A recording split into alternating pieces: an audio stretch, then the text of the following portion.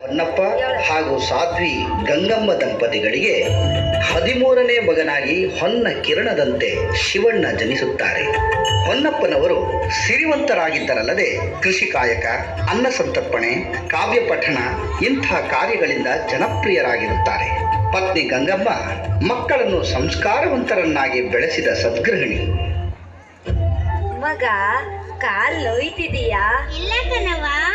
ಜಾನ ಮರಿ ಪುಟ್ಟ, ನೀನು ಸಿದ್ಧಗಂಗಾ ಬೆಟ್ಟ ನೋಡ್ದಲ್ಲ, ಸಂದಾಗೈತೆ ಅಲ್ವಾ? ಬೋ ಸಂದಾಗೈತೆ ಅವ್ವ. ಮೊನ್ನೆ ಶಿವಗಂಗೆ ನೋಡುದ್ವಲ್ಲ, ಅವನು ಶಿವ ಅಲ್ವಾ? ಮೂಕನ್ ಮಗ. ಇವತ್ ಸಿದ್ಧಗಂಗದಲ್ಲಿ ನೋಡುದ್ವಲ್ಲ, ಅವನು ಶಿವ ಅಲ್ವಾ? ಹಾ, ಮೂಕನ್ ಮಗ, ಅವನು ಶಿವನೇ. ಇವನ್ ಬೇರೆ ಶಿವ, ಅವನ್ ಬೇರೆ ಶಿವನ? ಇಲ್ಲ ಮಗ, ಇಬ್ರು ಒಂದೇ ಶಿವ. ಅದಂಗೆ? ಅದು ಅಲ್ಲೈತೆ, ಇದು ಇಲ್ಲೈತೆ. ಮಗ, ಶಿವ ಅಲ್ಲೂ ಇರ್ತಾನೆ, ಇಲ್ಲೂ ಇರ್ತಾನೆ, ಎಲ್ಲೆಲ್ಲೂ ಇರ್ತಾನೆ. ಅವನಿಲ್ದೇ ಇರೋ ಜಾಗನೇ ಇಲ್ಲ. ಹೌದಾ? ಸಿದ್ಧಗಂಗೆ ಮತ್ತೆ ಶಿವಗಂಗೆಲಿ ದೊಡ್ಡ ದೊಡ್ಡ ಮಹಾತ್ಮರು, ವಿರಕ್ತರು ಎಲ್ಲ ತಪಸ್ ಮಾಡಿ ಶಿವನ್ನ ನೋಡ್ರಂತೆ ಕಂದ. ಹೌದಾ? ಅದಕ್ಕೆ ಆಗಾಗ ನಾವಲ್ಲಿಗೆ ಹೋಗ್ತಿರ್ಬೇಕು. ಹೌದಾ? ಆಗ ನಮಗೂ ಪುಣ್ಯ ಬರ್ತೈತಿ. ಹೌದಾ? ನೋಡ್ ಮಗ, ಇದೆಲ್ಲ ನಿನ್ಗೆ ಈಗಲೇ ಅರ್ಥ ಆಗಕ್ಕಿಲ್ಲ. ನೀನ್ ದೊಡ್ಡವನಾದ್ಮೇಲೆ ಎಲ್ಲ ತನಕ್ ತಾನೇ ಅರ್ಥ ಆಯ್ತೈತೆ, ಆಯ್ತಾ? ಅವ್ವ, ನನ್ಗೀಗ ಒಂದ್ ಕತೆ ಹೇಳ್ತೀಯಾ? ಯಾವ ಕತೆ ಹೇಳಿ? ಹಾ, ನಾವು ಇವತ್ತು ಸಿದ್ಧಗಂಗಾ ಬೆಟ್ಟಕ್ಕೆ ಹೋಗಿದ್ವಲ್ಲ, ಅಲ್ಲೊಂದು ಗಂಗಾ ಮಾತೆ ನೋಡಿದ್ವಲ್ಲ, ಅವಳಲ್ಲಿ ಹೇಗ್ ಬಂದು ಆ ಬೆಟ್ಟಕ್ಕೆ ಸಿದ್ಧಗಂಗೆ ಅನ್ನೋ ಹೆಸರು ಹೇಗ್ ಬಂತು ಅನ್ನೋ ಕತೆ ಹೇಳ? ಸರಿ ಕೇಳು. ಹಿಂದೆ ಗೋಸಲ ಸಿದ್ದೇಶ್ವರರು ಅಂತ ದೊಡ್ಡ ಋಷಿಗಳಿದ್ರಂತೆ. ಒಂದ್ಸಲ ಅವ್ರು ತಮ್ಮ ಶಿಷ್ಯಂದ್ರ ಜೊತೆಗೆ ಅಲ್ಲಿಗೆ ಹೋಗಿ ತಪಸ್ ಮಾಡ್ತಾ ಕೂತ್ಕೊಂಡಿರುವಾಗ ಒಬ್ಬ ವಿರಕ್ತನಿಗೆ ತುಂಬಾ ಬಾಯಾರಿಕೆ ಆಗುತ್ತಂತೆ ಕಂದ. ಹೌದಾ? ಆಗ ಆ ವಿರಕ್ತನಿಗೆ ಕುಡಿಯೋಕ್ ನೀರೇ ಸಿಗ್ಲಿಲ್ವಂತೆ ಕಂದ. ಯಾಕೆ? ಯಾಕಂದ್ರೆ ಅದು ಸುತ್ತ ಬೆಟ್ಟ ಅಲ್ವಾ, ಅದಕ್ಕೆ ಸಿಗ್ಲಿಲ್ವಂತೆ ಕಂದ. ಹೌದಾ? ನೀರು ನೀರು ಅಂತ ಒದ್ದಾಡ್ತಿರೋ ಆ ವಿರಕ್ತನ್ನ ನೋಡಿ ಗೋಸರ ಸಿದ್ದೇಶ್ವರರು ಅಲ್ಲೇ ಇದ್ದ ಒಂದು ಕಲ್ಲು ಬಂಡೆಗೆ ತಮ್ಮ ಮೊಲಕಾಲಿನಿಂದ ಡುಮ್ ಅಂತ ಒದ್ರಂತೆ ಕಂದ. ಹೌದಾ? ಆಗ ಆ ಗಂಗಾ ಮಾತೆ ತೆರೆಗಿಳಿದು ಬಂದು ಕಂದ. ಹೌದಾ?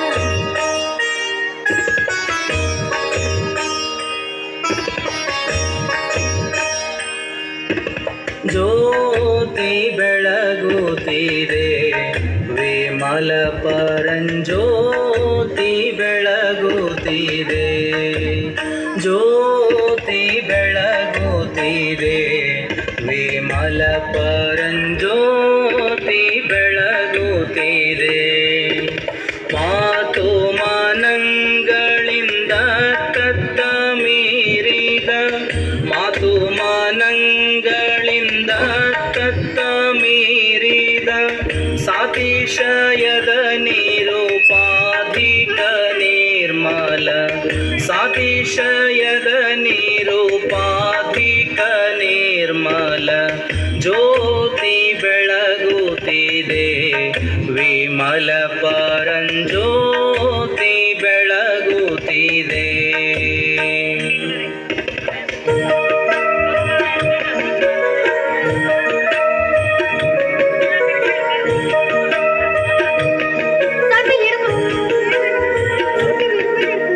ಹೀಗೆ ತಂದೆ ತಾಯಿಯರ ಅಕ್ಕರೆಯಲ್ಲಿ ಬೆಳೆಯುತ್ತಿದ್ದ ಬಾಲಕ ಶಿವಣ್ಣನಿಗೆ ಆಘಾತಕಾರಿ ಘಟನೆಯೊಂದು ಕಾದಿತ್ತು.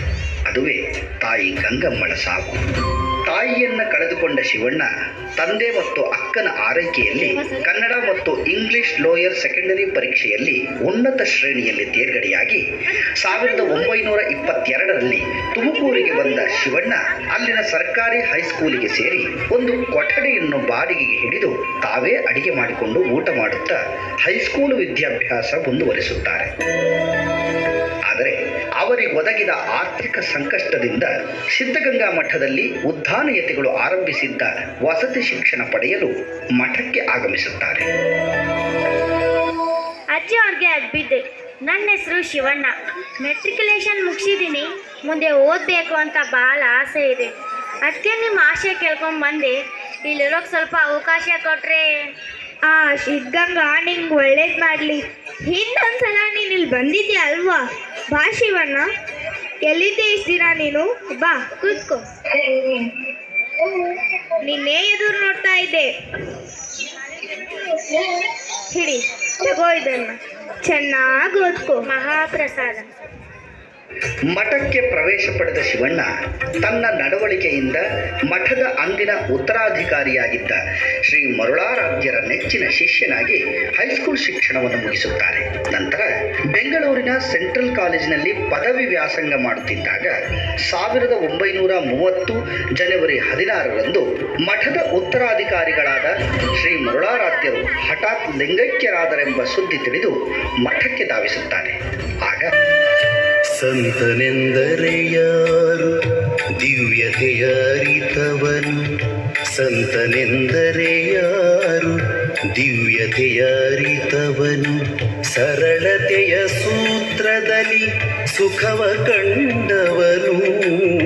ಸಂತನೆಂದರೆ ಯಾರು, ದಿವ್ಯತೆಯ ಅರಿತವನು. ಮಮತೆ ಬಂಧನ ಕಳಚಿ ಬಲು ದೂರ ನಿಂತವನು. ಮಮತೆ ಬಂಧನ ಕಳಚಿ ಬಲು ದೂರ ನಿಂತವನು. ಎಲ್ಲರಲ್ಲಿ ಅವನೊಬ್ಬ ಮುದ್ದು ರಾಮ. ಎಲ್ಲರಲ್ಲಿ ಅವನೊಬ್ಬ ಮುದ್ದು ರಾಮ. ಅಜ್ಜ ಅವ್ರಿಗೆ ಅಡ್ಬಿಟ್ಟೆ. ಬಾ ಶಿವಣ್ಣ. ಮರುಳಾಧ್ಯರ ನಂತರ ಮಠದ ಉತ್ತರಾಧಿಕಾರಿ ಯಾರೆಂದು ನಾವು ಜನ ನಿರ್ಧಾರದೊಂದಿಗೆ ಸಂಗ್ರಹಿಸಿದ್ದೆವು. ಎಲ್ಲರೂ ನಿನ್ನ ಹೆಸರನ್ನೇ ಸೂಚಿಸಿದ್ದಾರೆ. ಆ ಸಿದ್ಧಲಿಂಗನ ಪ್ರೇರಣೆಯು ಅದೇ ಆಗಿದೆ. ನಿನ್ನ ಅಭಿಪ್ರಾಯವೇನು? ಗುರುಗಳ ಆಜ್ಞೆ. ನಾನು ತಯಾರಿದ್ದೇನೆ. ಶಿವಣ್ಣ, ಸನ್ಯಾಸ ಎಂದರೆ ಹಾಲು ತುಪ್ಪ ತಿಂದಷ್ಟು ಸುಲಭವಲ್ಲ. ಸನ್ಯಾಸಿಯ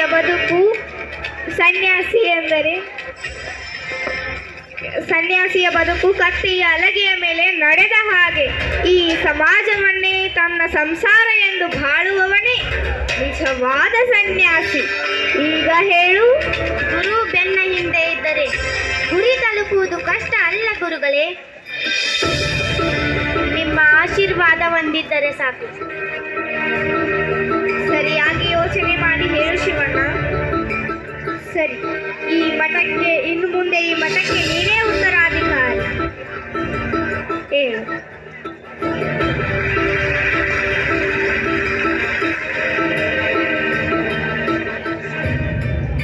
ಶಿವಣ್ಣ, ನಾನು ಕೇಳಿದ ನಿಜಾನ? ಏನಪ್ಪಯ್ಯ?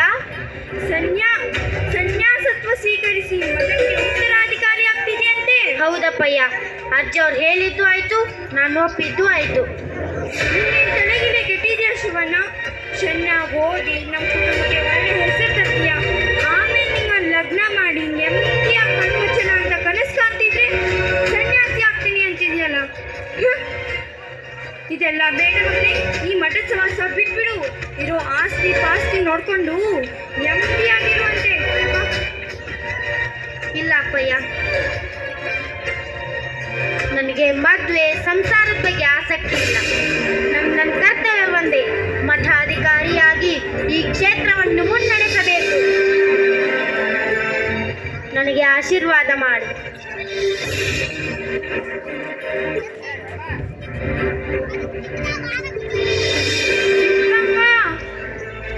ಎಲ್ಲ ನಿನ್ನ ಆಟ.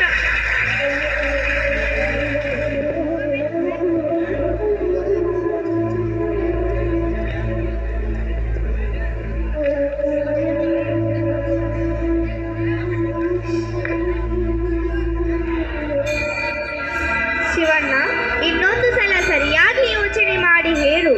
ನಾನು ನಿರ್ಧಾರ ಮಾಡಿದ್ದೀನಿ ಗುರುಗಳೇ. ನನಗೆ ವಿದ್ಯುಕ್ತವಾಗಿ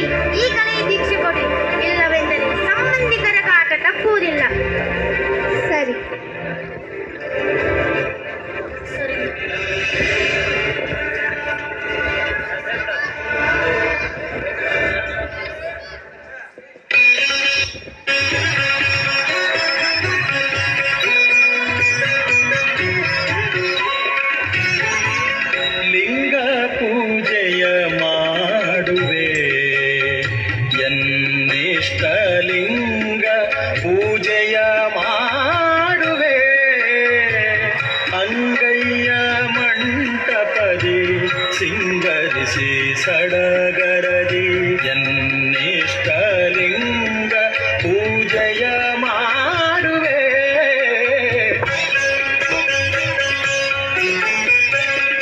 ಹೊತ್ತು ಹುಟ್ಟದ ಮುನ್ನ ಮೇಲೆತ್ತು ಮೈದೊಳೆದು ಇತ್ತರದ ನೊಸಲಲ್ಲಿ ಭಸ್ಮಲೇಪನಗೈದು ಕತ್ತಿನೊಳು ರುದ್ರಾಕ್ಷ ಮಾಲೆಯನು ಸಲೆ ತಳೆದು ಪ್ರತ್ಯಹವು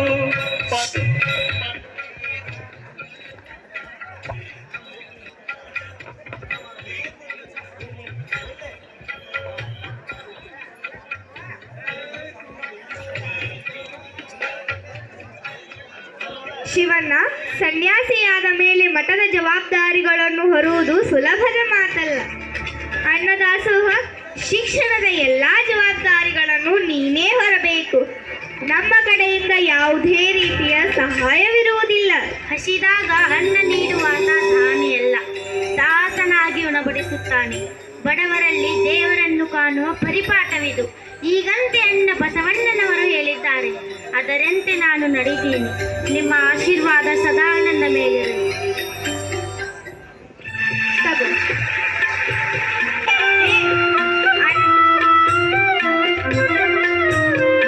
ಜ್ಯೋತಿ ಬೆಳಗುತ್ತಿದೆ, ಪರಂಜ್ಯೋತಿ. ಜೈ ಸಿದ್ಧಗಂಗಾ.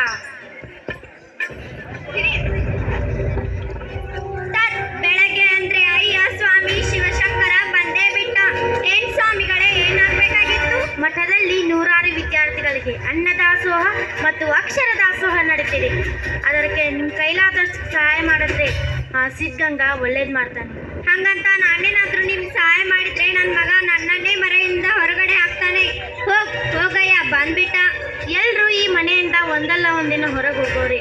ಇರೋವರೆಗೂ 4 ಜನರಿಗೆ ಒಳ್ಳೇದು ಮಾಡಿದ್ರೆ ಆ ಸಿದ್ಧಗಂಗಾ ಒಳ್ಳೇದು ಮಾಡ್ತಾನೆ. ಓ ಹೌದಾ, ನಿಮ್ಮ ಸಿದ್ಧಲಿಂಗ ಅಷ್ಟೊಂದು ಒಳ್ಳೆಯವನಾ? ಹಾಗಾದ್ರೆ ಒಂದು ಕೆಲಸ ಕೊಡ್ತೀನಿ, ಮಾಡಿ. ಇಲ್ಲೇ ಇರಿ, ತಗೊಳ್ಳಿ. ಇದರಲ್ಲಿ 700 ರೂಪಾಯಿ ಇದೆ. ಇದು ಹಾಳಾದ ಗೆದ್ದಲು ತಿಂದು ಎಲ್ಲ ಹಾಳಾಗೋಗಿದೆ. ಇದನ್ನು ಬದಲಾಯಿಸಿ ಹೊಸ ನೋಟ್ ಕೊಡಿಸಿದರೆ ನಿಮಗೆ ಸಹಾಯ ಮಾಡ್ತೀನಿ. ತಗೊಳ್ಳಿ. ಸರಿ, ಹಾಗೆ ಆಗಲಿ. ನಾಳೆ ಮಠಕ್ಕೆ ಬಂದು ನಿಮ್ಮ ಹೊಸ ಹಣ ತೆಗೆದುಕೊಂಡು ಹೋಗಿ.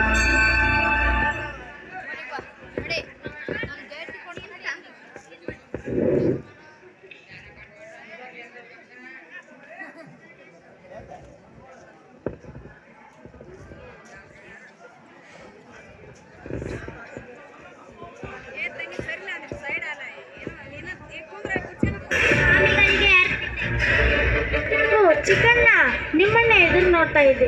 ಅವತ್ತೇ ಇಲ್ಲ, ಬರಬೇಕಿತ್ತಲ್ವಾ? ಇರ್ಲಿ, ತಗೊಳ್ಳಿ. ಓ ಇದಾ? ಅವತ್ತು ನೀವು ಹಣ ಬದಲಾಯಿಸ್ಕೊಡಿ ಅಂತ ಕೊಡ್ತಿದ್ರಲ್ಲ, ಬದಲಾಯಿಸಿದ್ದೀನಿ, ತಗೊಳ್ಳಿ. ಬೇಡ ಸ್ವಾಮಿ, ಇದನ್ನು ಪರೀಕ್ಷೆ ಮಾಡಿ ನಿಮ್ಮ ಮನಸ್ಸನ್ನು ನೋಯಿಸಿ ಬಿಟ್ಟೆ. ಹುಟ್ಟಿದಾಗಿಂದ ಒಬ್ಬರಿಗೆ ತಿನ್ನೋ ಕೊಡಲಿಲ್ಲ, ಉಣ್ಣೋ ಕೊಡಲಿಲ್ಲ, ಬಡ್ಡಿಗೆ ಬಡ್ಡಿ ಕೂಡಿಟ್ಟೆ ಹೊರತು ಜನಗಳ ಪ್ರೀತಿ ಸಂಪಾದನೆ ಮಾಡಲಿಲ್ಲ.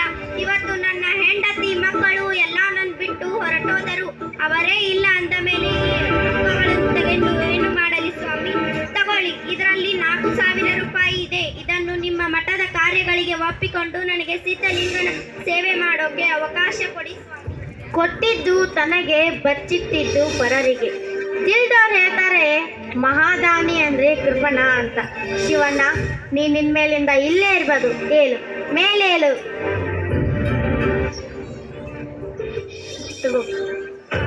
ಪ್ರಸಾದ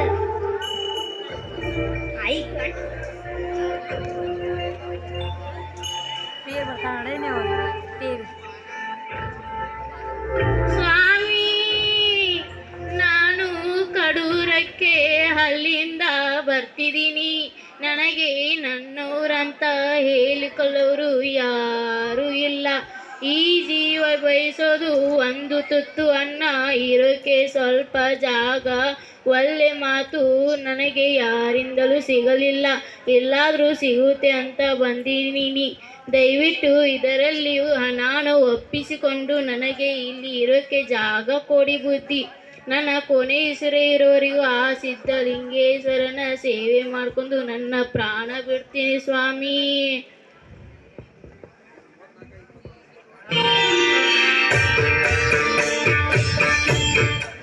ದೇಹಿ ಅಂತ ಯಾರೇ ಬಂದ್ರು ಈ ಸಿದ್ಧಗಂಗಾ ಮಠ ಅವರನ್ನ ದೂರ ತಳ್ಳಲ್ಲ. ನಿಮ್ಮೆಲ್ಲರ ಮೇಲೆ ನಮ್ಮ ಗುರುಗಳು ಹಾಗೂ ಉದ್ದಾಹರಣೆಗಳ ಕೃಪೆ ಆಗಿದೆ. ಅದರಿಂದ ನೀವು ಬಂದಿದ್ದೀರಾ ಅಷ್ಟೇ. ಬೇಡ ಅನ್ಲಿಕ್ಕೆ ನಾನು ಯಾರು? ನಾನು ಕೂಡ ಇಲ್ಲಿಗೆ ಬೇಡಿ ಬಂದೆ. ಹೋಗೋಣ.